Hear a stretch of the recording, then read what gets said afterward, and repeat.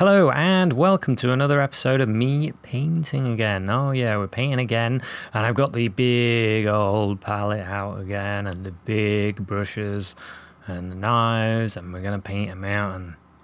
This is a good one. I like this one. So let's watch it.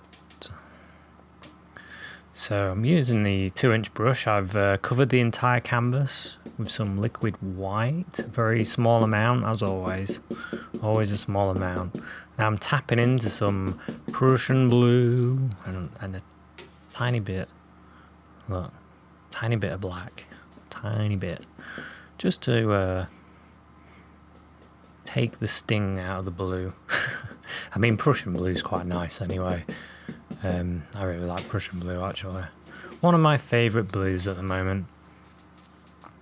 And using little crisscross strokes, look, little crisscross. Zooming through.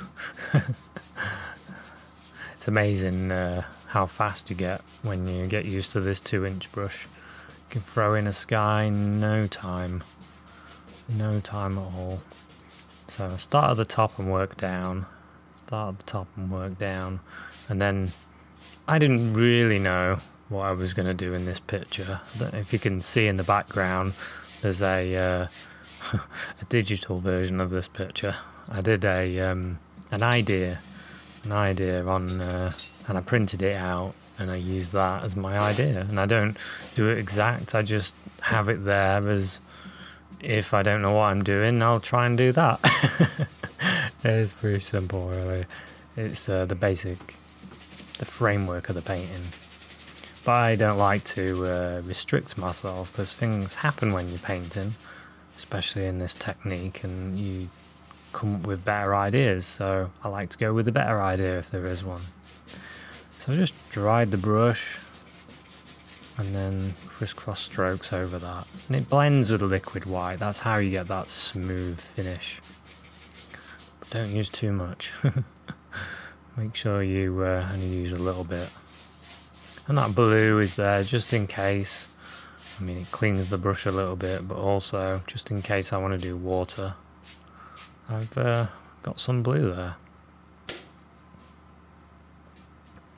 So I thought to myself, I want to do some mountains, lots of mountains. I want them to be rocky. So that's why I designed this picture. So we've got some yellow ochre and some red. I'm just mixing that up with a knife.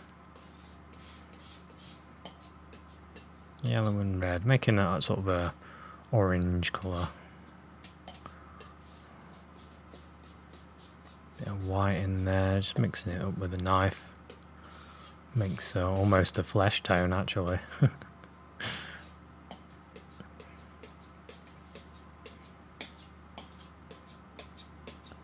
Just pulling that out flat, a bit more white.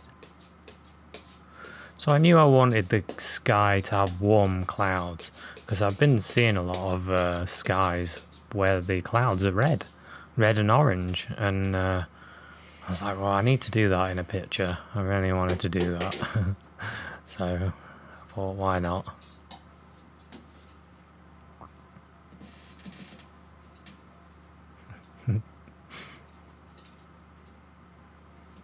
An interesting side-on view. Here we go. Getting a 1-inch brush and just pulling into the paint. Get quite a lot of paint on your bristles. And then using tiny little circles, just put in wherever you want the clouds to live.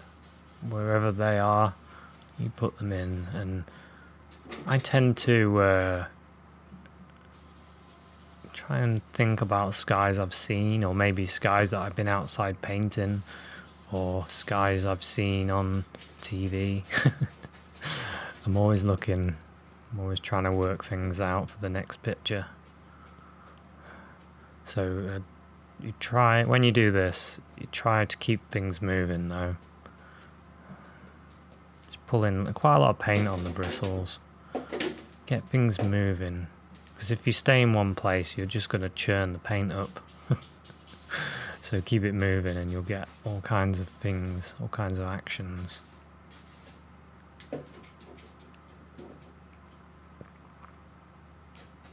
If you tap, tappy tap tap, you can get more of a straighter cloud. However you want it to be. You could do layers and layers of clouds. I'm going to do that in one of the episodes, but this one, it's more about a mountain in this one. It's more about a great big mountain. I'm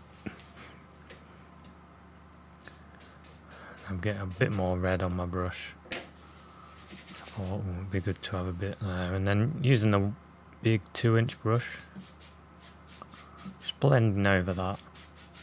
Now if you find things, use the corner of the brush if you get a hair and just whip it out.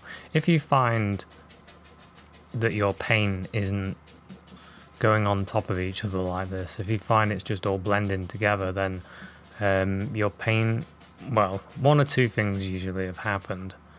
The first thing is your paint's probably traditional oily paint and it's not quite dry enough for this technique. The second thing is you could have put too much liquid white on, and if you do that then it makes all your paint a little bit wet as well, and then it'll all mush together.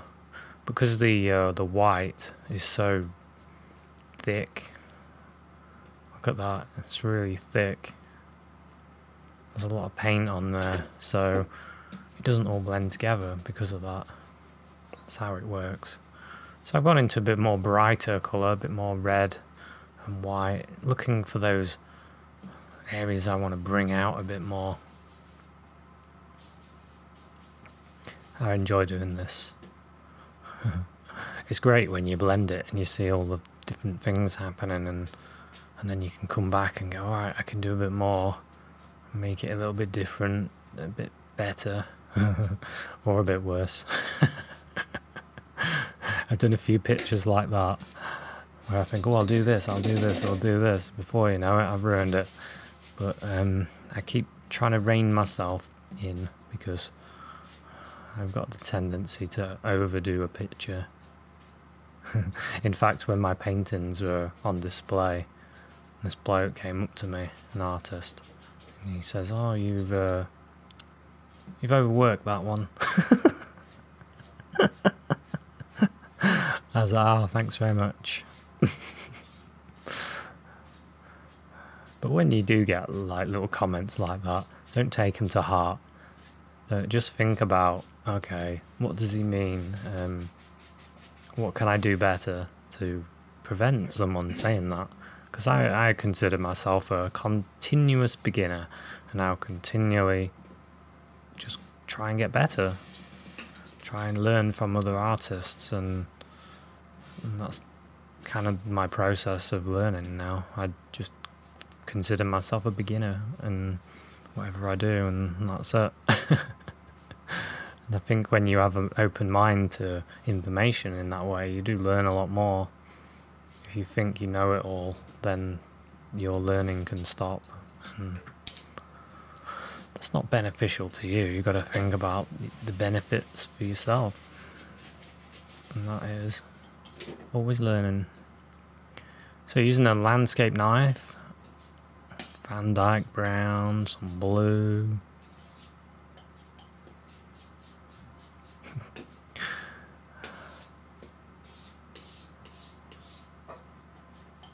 Blue and brown. I'm definitely mixing the colour. There we go. Blue and brown and white, making a paler mountain colour. Because this is for a distant mountain. A distant mountain. So you just scrape that off, put it on, and then scrape it off. And that way you only have a little bit of paint on, so when you pull it down, it can mix with what's underneath and it goes a little bit lighter. There we go. Even some of that red has gone in it, which is good. Just pulling it down. Just making that soft, quiet. It's a long way away. We don't want that to stand out too much. That easy, you've got a real distant mountain. No, I actually painted this after a long day. It's another day that I'm doing the comments for it, because I would just felt really frustrated about the day that I had, really annoyed, and just frustrated and annoyed. So I got the paints out and I did an almighty painting. So cut across, little roll of paint, and then it made me feel better, because art, as they say, art is a therapy, and I enjoy painting. It's what I want to do all the time. I really enjoy it, but we've got to have day jobs for a while we develop our own painting skill. So for now I'll do it as a hobby until my paintings become worth millions. So I'm blocking this in. I'm putting quite a lot of dark on here. Thinking dark, dark, dark, dark, blocking it in. And I'm thinking rugged, big mountain. This is a mountain I've made up, actually. I just make this up. And the more you do it, the more you start developing landscapes in your mind.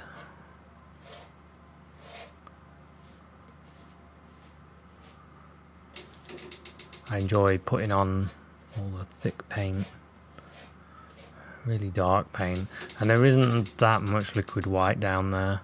I purposely didn't put that much down there because I didn't want it to melt my colour, milky it up. I wanted it to stay fairly dark. So it's a little trick that I was told about, actually, that you can put, if you put a bit less liquid white where your mountain is, if you wanted it dark, that is, then you can do that. And this is proof.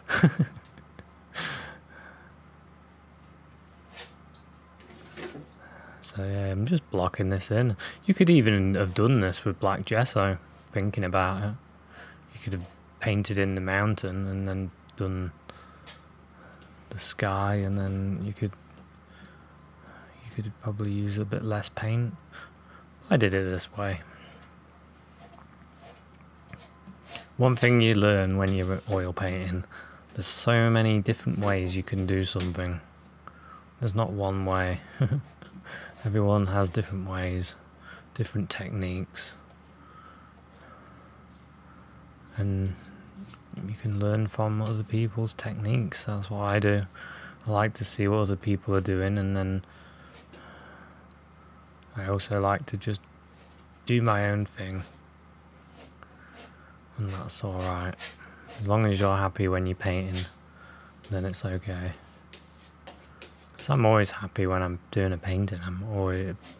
My inner smile comes out because I'm doing a painting.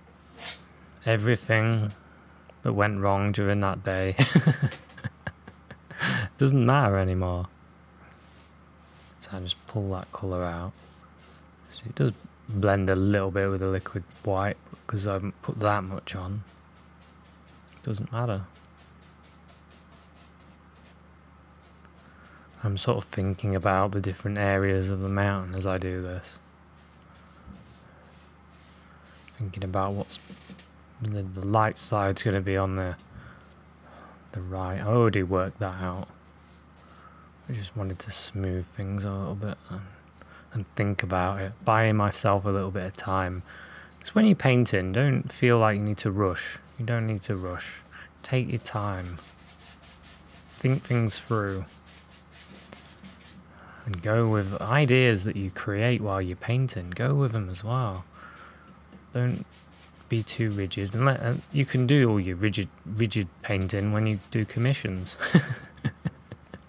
But when you're having fun painting, and you're painting for you, not for someone else, then you just do what you like.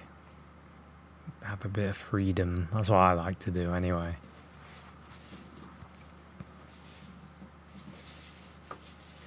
So when I was blending the base, you noticed I put a little bit of the red in there, a little bit of colour, because that's what I used for the clouds, and that creates a bit of unity to mix that in there. Not much of that shows through, but unifying the colours. Some painters, just pulling out some Van Dyke brown there and bright red.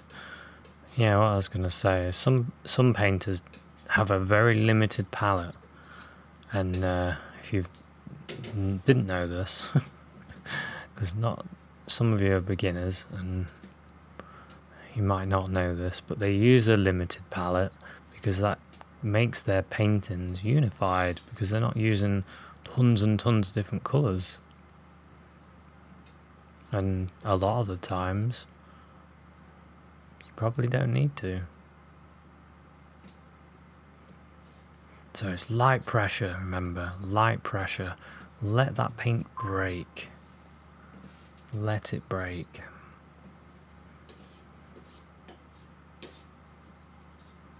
Using the knife between the finger and thumb, and light pressure, just pulling it out, letting the paint just fall off the knife. It's good fun using the knife, actually. You really get, when you really get used to it and you start making things happen, you start enjoying it, and you think, wow, why have I been using a brush for so long when the knife's so much fun? Don't forget, even master painters use the knife. If you've heard of Turner, English painter, one of the greatest ever watercolor painters, also a phenomenal oil painter as well. He liked using a knife for his seascapes and landscapes.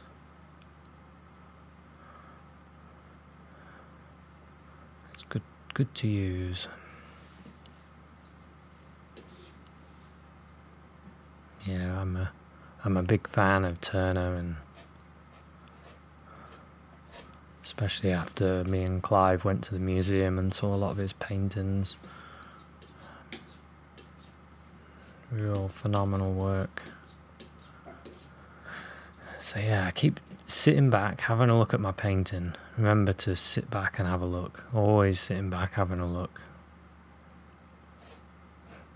Sometimes I like to pause on a picture and go have a cup of coffee, come back, and then have another look.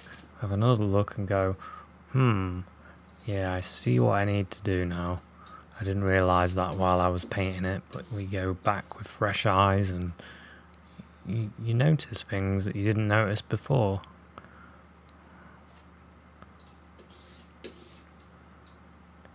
Don't forget, in the museums, some paintings that are in there, the artist has worked on them for years and years. There was one portrait in there that it took 12 years to finish. It's a lot of cups of coffee or cups of tea.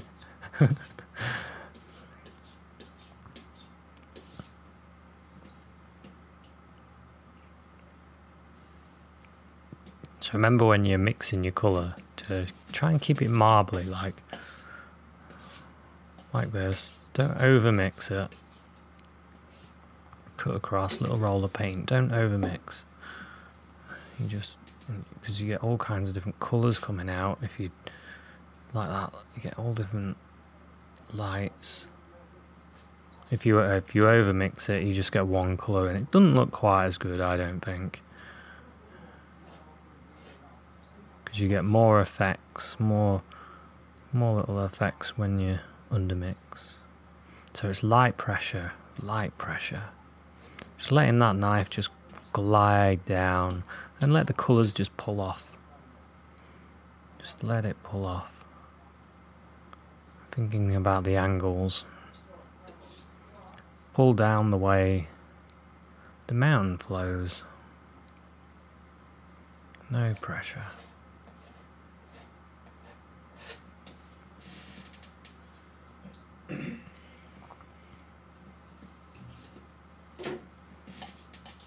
Now the shadow side, I've got some blue in with the background mountain colour.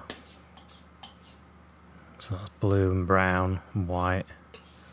Get a bit more blue in it. There's a bit of black in there as well. And then cut across a little roll of paint and very lightly just pull that out.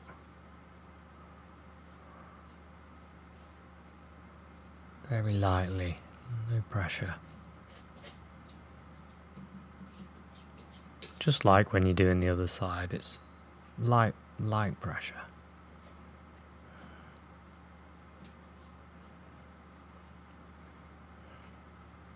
And like I said, you're just thinking about angles, thinking about the way the mountain comes down. I've gone into a bit of dark there just to add a bit more dark into the shadow side. See how that bit just pulls out now? Just from having that bit of dark and then going into a bit more blue and white and coming back. No pressure.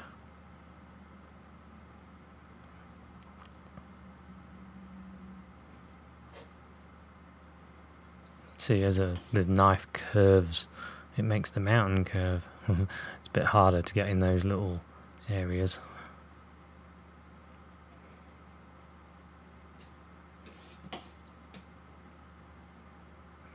No pressure though, remember, no pressure. Very light.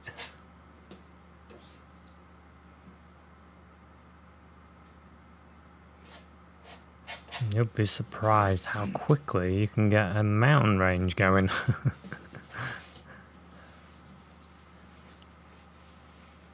Like I said, I really enjoy making mountains. It's one of probably the most fun in this technique.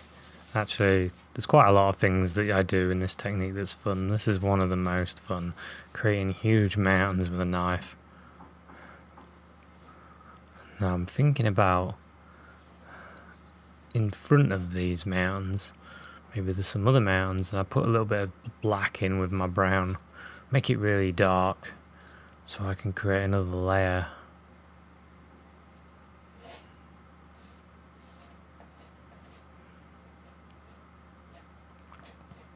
Now my original idea, it wasn't going to be like that. It was going to be water below the mountain and then but really dark. But when I was doing this, I thought, I'm enjoying these mountains, maybe I can do some more. Why not? It's good practice. Good practice. If you want to do rocky like mountains, then this is a good painting to practice doing. Get yourself used to the knife, used to the feel of the paint.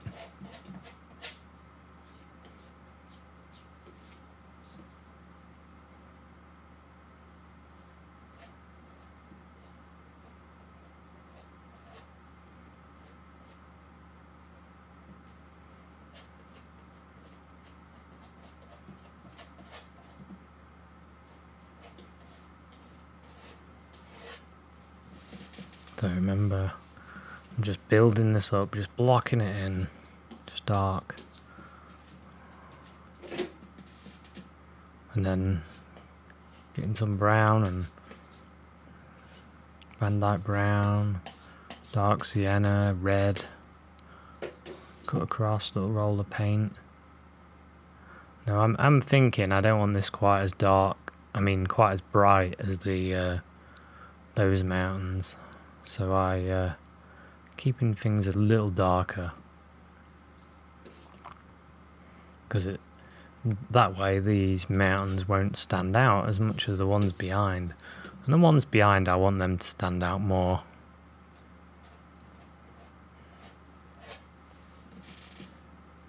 Again, no pressure, no pressure.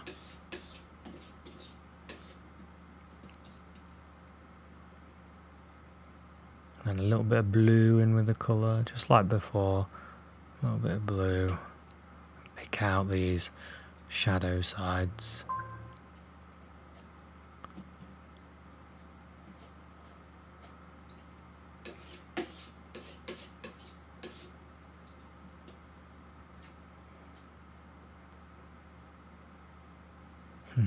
I forgot to turn my phone off. My phone's gone off a couple of times while doing this. Never mind. I've actually just done another painting, so there's another episode coming. So a little bit more light, a bit more pinky whitey, because I wanted to, there we go, look at that, just bring that out more, add some more light on there. Wherever you want a bit more light, you can do that. You can go over and over. You could add snow on this mountain if you wanted. You could keep it going. But I felt like it needed a little bit more here and there.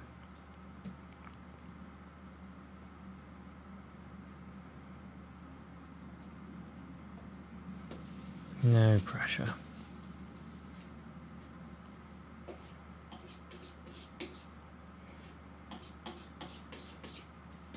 Yeah, at the moment, every painting I do, I'm thinking of another one. I'm like a painting machine. So getting some more of the blue, more of the blue. And I wanted to clean up some of the areas.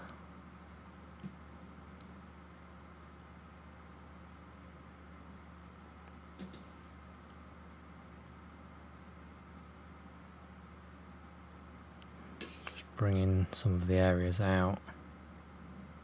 That's better.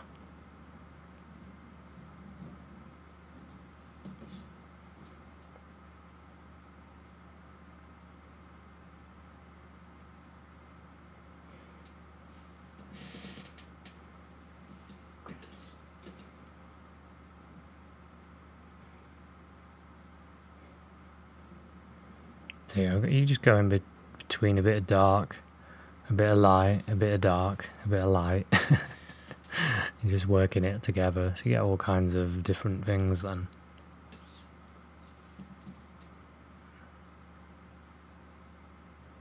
And I thought that would probably be a bit darker there, because of that big rock sticking out. So I wanted to darken it. And then I was thinking, oh, it'd be good to lighten some of those areas as well. Bit of white, bright red, pull it out flat, cut across, little roll of paint. And then I thought, ooh, it'd be nice to really get a light pink hitting there. Maybe the sun's just hitting, sparkling off that rock. See how that sparkles? But I didn't want to do not too much, just enough, just here and there where it hits it and goes sparkle.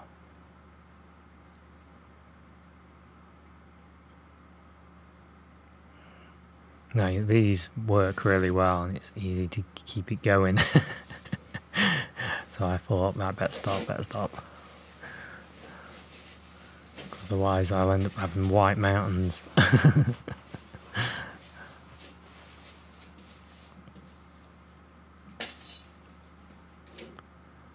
So grabbing some blue, some black.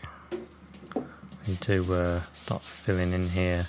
I still wasn't sure what to do about this area. So I thought, well, maybe I can do water.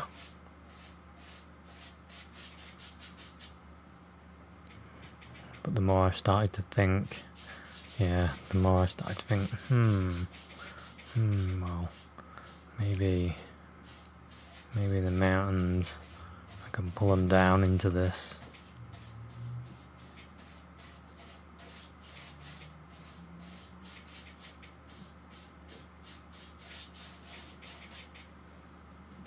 So I was sitting back, having a look at what I've got, thinking about what I want to do. Do I want reflected water in there? Do I want it to be really dark?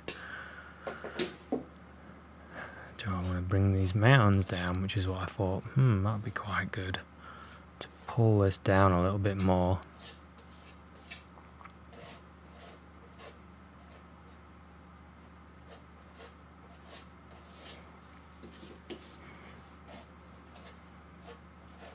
And then I can just block it in with dark. Doesn't matter what you use there, you could just slop that in with a brush. I'm just still using the knife, trying to get used to the knife, be friends with the knife.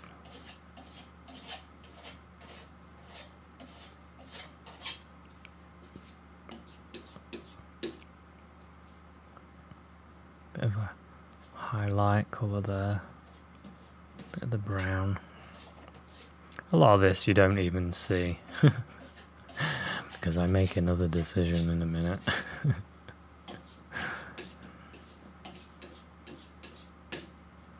So you got to think, well, how high am I? Whereabouts am I? Am I stood on another mountain looking? Is the artist that painted this stood on another mountain and he's looking at this scene and he painted it? So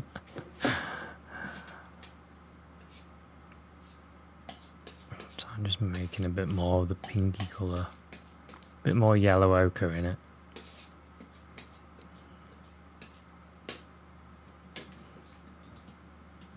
More yellow ochre in this one.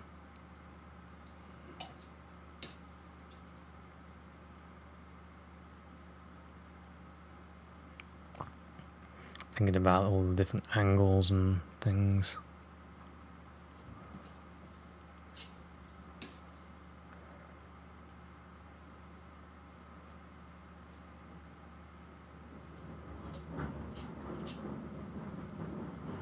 There we go. No pressure though. No pressure.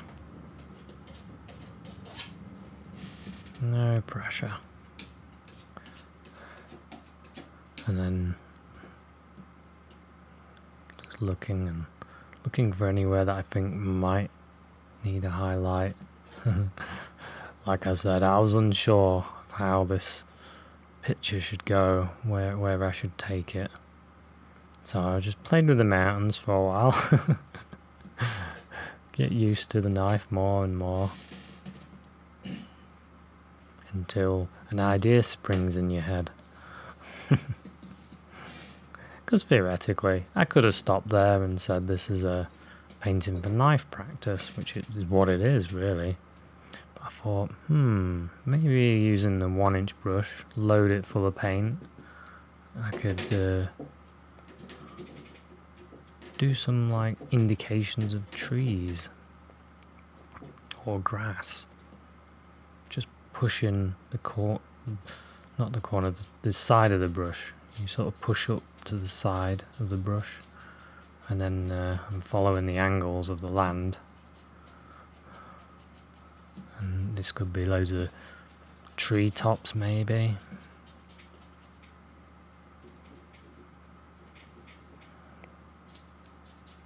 Lots of different layers of trees. And it's quite far, so we can't really tell. Just following the angles. Loading the brush.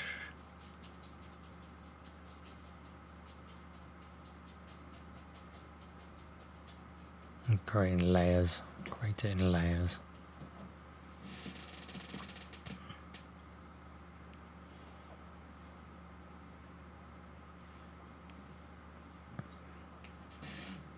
Now I went and grabbed my liner brush. I thought, maybe I could have some sort of a stream or something going.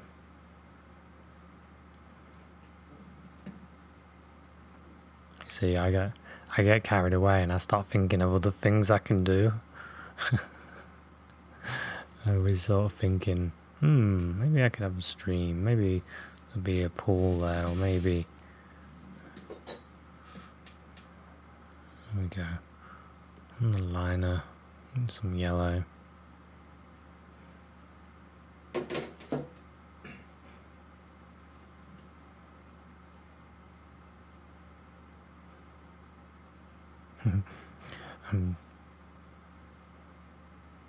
I think I'm lifting up some areas, but then it doesn't really affect it that much, to be honest. I quickly realised that.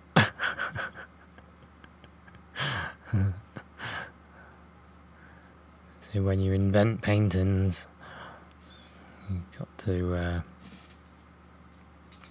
think about your next step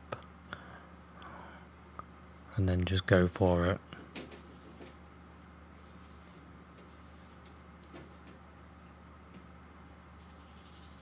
So I imagined water. Just on the filbert brush, that is. Some blue and white. And imagine the water coming down.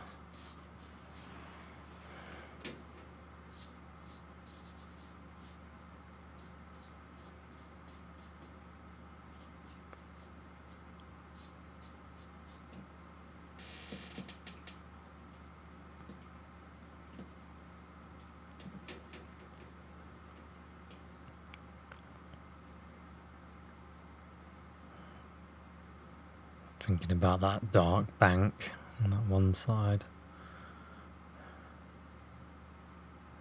And it sort of gets blended away a little bit.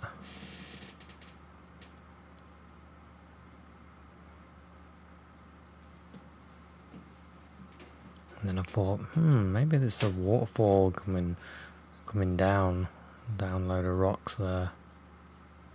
I just put a little bit of colour in front. Bit of yellow ochre, that is.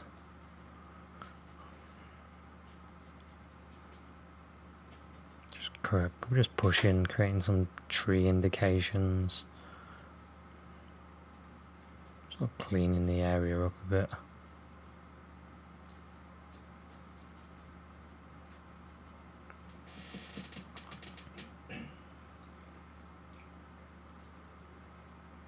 So you've got quite a lot of depth now. Just that little bit of water and now these tree indications. It adds a bit more depth to the painting. And then you got mountains and mountains and mountains. It's a really nice one to do, and it looks really good actually.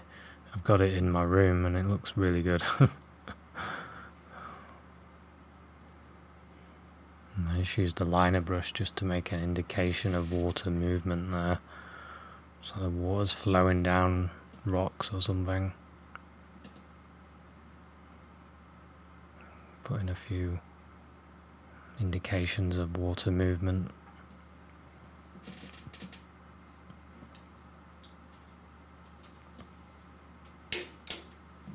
It's down the bottom there, it doesn't really matter. You could just put a big tree there. Or some dark. And I kind of like that there's something there. And then I thought, when I was near this cliff, there were tons and tons of birds all along the side of this cliff, loads of them. So I thought, I might do this in this one. Maybe there would be a load of birds or dragons, who knows. Could be a load of dragons all living in this area of the mountain.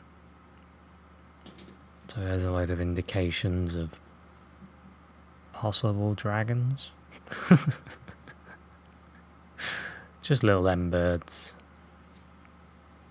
And then put a few out the way. So I tend to aim for those. I decided to improve that area of the mountain. I didn't like it. So I thought I'd just build that up a bit. But yeah, now we've got a load of activity going on up there. That's the end of the painting. So we've got a bit of activity going up here. This is where the photographer or the artist originally thought, whoa, look at that. I'll have to paint that. And he created this. Or was it just me in my room? Oh. It's not as exciting, is it? So I'll pretend it was some art warrior in the hills. So anyway, thanks very much for watching this episode. I hope you enjoyed it. Maybe it's one that you'd like to have a go at, and if it is, good luck with your painting, and I'll see you at another one. Cheers, bye.